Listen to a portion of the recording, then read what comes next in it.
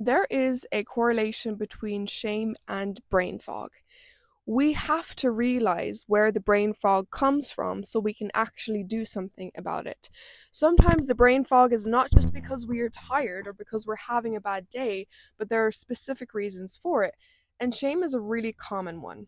I'm getting harassed by a lot of bees and flies right now, but I'm still going to make this video for you guys. So if you see a bee and it's distracting, please just listen to the words I'm going to say. I'm not going to be afraid this is going to hit me. I'm a bit afraid, to be honest. I'm a bit afraid. Okay, I'm back.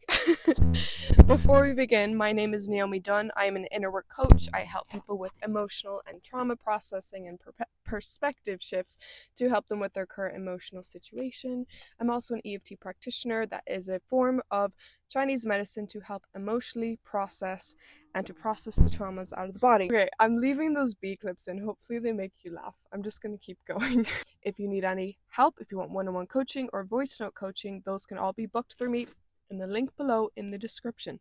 Let's begin. So I had this epiphany a few years ago as I was studying more about shame, because I had the realization of the impact of having excess unnecessary shame in my life had on me. And I say this term a lot, especially recently, because I think it's really important for people to realize that there's of course necessary shame. Imagine the world if we didn't have shame, but there is unnecessary shame, and this is really common. And there are two reasons for it. One, it's often coming from our childhood. It comes from experiences from the past, especially our childhood most commonly, that made us have this idea, that created this idea in our mind that we need to be somebody who lives with shame. And what happens if we continuously live with an emotion and it becomes like our default? Emotions are highly addictive, and shame is such a common emotion for people to be addicted to.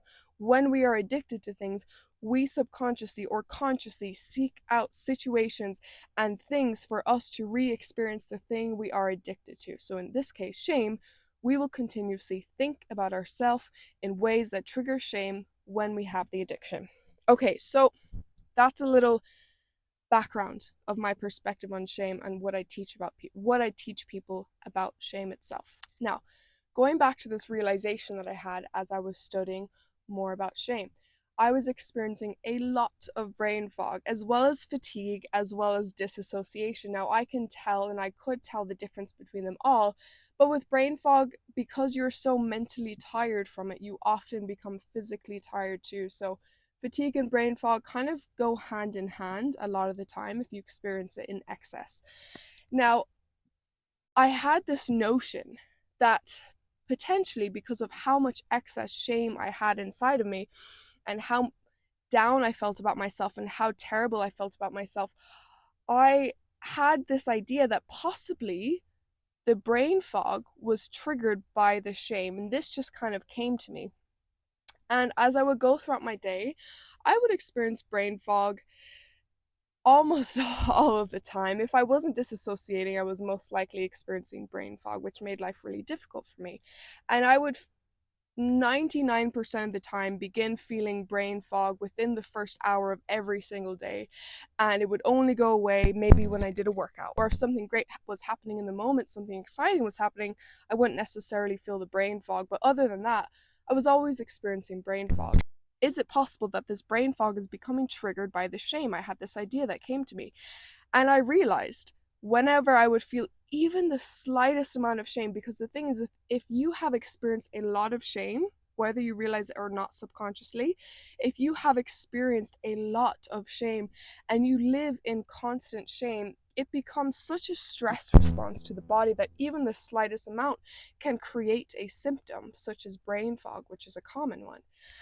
And I realized the second I would experience even the slightest amount of shame, I consciously thought it was a slight amount, but to my body it was a lot, I would immediately experience brain fog. Why? The reason this is because, like I said, that constant shame is a stress response on the body. And any stress response will affect the nervous system. And when the nervous system is affected, the nervous system wants you to know it's affected by creating a signal for you to realize that something is wrong so that you can fix it. So it goes like this. The shame happens. It creates a stress response. That stress response affects the nervous system. The nervous system sends a signal, and sometimes it's not even just for the sake of a signal, but for the sake of self-protection. It sends a signal and also wants to protect you by numbing out the pain of the shame by giving you a very slight form of disassociation. Brain fog makes you feel not 100% connected to the reality that you're experiencing right now. When you don't feel connected to reality, that is a form of disassociation, okay? A slight form of disassociation. Now, disassociation is a little bit more extreme when we experience it. We feel really disconnected from reality, and it can feel a little bit scary for some people, and it can feel like the norm for a lot of people. I think I'm going to make a video more in depth on disassociation, derealization, and depersonalization quite soon, because I have a lot of experience with this, and I love to help people with that topic specifically. But we experience the brain fog because of this stress nervous system response. Again, it's a signal, hey, something is wrong. And also protection. Your body is trying to protect you from the stress, because even if that slight amount of shame feels little to you, if you haven't experienced shame in excess, it isn't little for your body anymore. It's actually a big deal for your body because it's very stressful for the body. It's not natural. Shame is meant to be felt temporarily for you to change bad behaviors. Shame is not something you are supposed to experience 24/7 about yourself for little to no reason. If you are feeling the shame without you doing anything morally wrong, just about yourself and who you are and the things that you think about yourself, it's unnecessary excess shame. And that's stressful for the body. Now, this is wonderful to realize because there are a lot of reasons why someone can experience brain fog, and it can be really overwhelming for the person who is experiencing symptoms such as fatigue and brain fog, because those are symptoms of almost every single physical problem there is. And so it can feel overwhelming, confusing what the real reason is. But I'm here today to help you question if your brain fog is actually stemming from your excess shame. Because when you realize the root reason is shame, now you can do something about it. Now, again, the two reasons that are most likely the reason that you experience excess shame is because of experiences from the past that gave you the message that you are unworthy and that you are supposed to feel shame, that you are not deserving, that you are not good enough. And then also it became your natural default. It became an addiction to experience the emotion that you've experienced for most of your life. So we have to break this addiction. We have to break this pattern of shame in order to stop getting the stress response from constantly feeling it subconsciously or consciously. Because the thing is if you have experienced so much shame for most of your life, you're not even consciously deciding to feel shameful in that moment. You're not even sometimes thinking negative thoughts about yourself. You could be working on yourself so much that you try your absolute best to think positively about yourself to improve your self-esteem, but the natural default of shame could still be there, triggering you to feel the emotion of shame, even if you aren't consciously thinking things that are shameful, that are negative about yourself. Even if you're not thinking thoughts like that, this body will still respond with shame in situations that your brain believes that you are deserving of feeling shame because of, even if they are minor. I mean, really minor. And this shame is kind of scary to experience because it affects our physical body, like I'm talking about right now. It completely affects our relationships, because when we are in this mode of constantly feeling shame, we are constantly trying to prove that we are enough. And if we're constantly trying to prove, we can't fully love and we can't fully be loved by others, because when you're in that state of needing approval, you're not allowing the love and you're not giving the love fully 100% authentically, because your number one goal and priority, and this is not to shame you anymore, this is just the brain's natural default because it feels such an intense need to feel enough, is the default becomes the number one priority, becomes proving that you are enough and experiencing the feeling of being enough. And so again, that affects you to the point where you can't fully love and you can't fully be loved by others, because you have that almost like hole inside of you just trying to be filled by this feeling of being enough, but nothing outside of you can ever give that to you. And so we have to allow ourselves to know that that hole is imaginary and that we always were enough, we always have been enough, and our worth cannot ever ever fluctuate. It's not actually physically possible for our worth to fluctuate. It's there the moment we're born. We are created, we are designed with worth, okay? It doesn't ever go away. It's always there, but we have this idea that it does. And so again, it affects the physical body, it affects relationships, it affects your mental health, it affects how you feel when you wake up in the morning, it affects how well you do certain things, because you can't fully give your all sometimes when you're just doing things from a place of proving yourself. Sometimes people give their all and they give it to the excess extreme, they burn themselves out.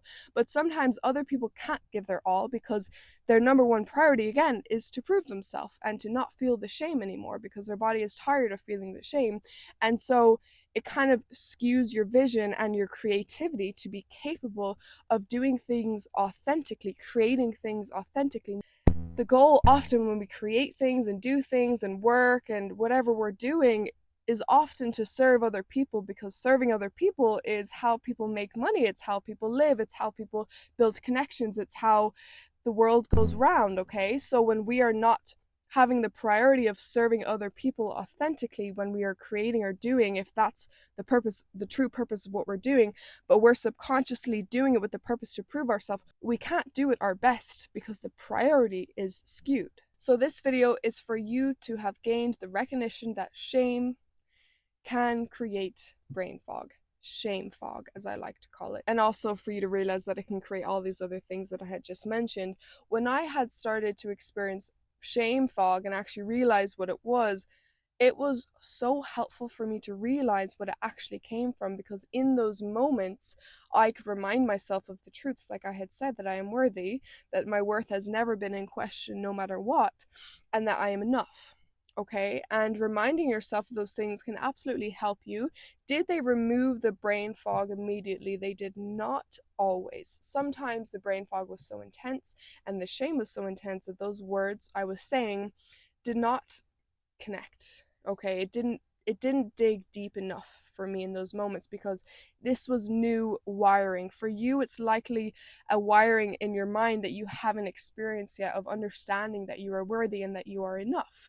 So we just simply have to create new wirings, because the brain is like plastic. It's not like cement, it's not like rock, it's not something that can't be molded. The brain can be molded. That's the beautiful thing about it. Your brain has been molded to believe you are unworthy and that you need to experience excess shame, but you can remold the brain, rewire the brain to not believe that message anymore, and the body doesn't then feel the need for the symptom of brain fog, which was stemming from that stress response.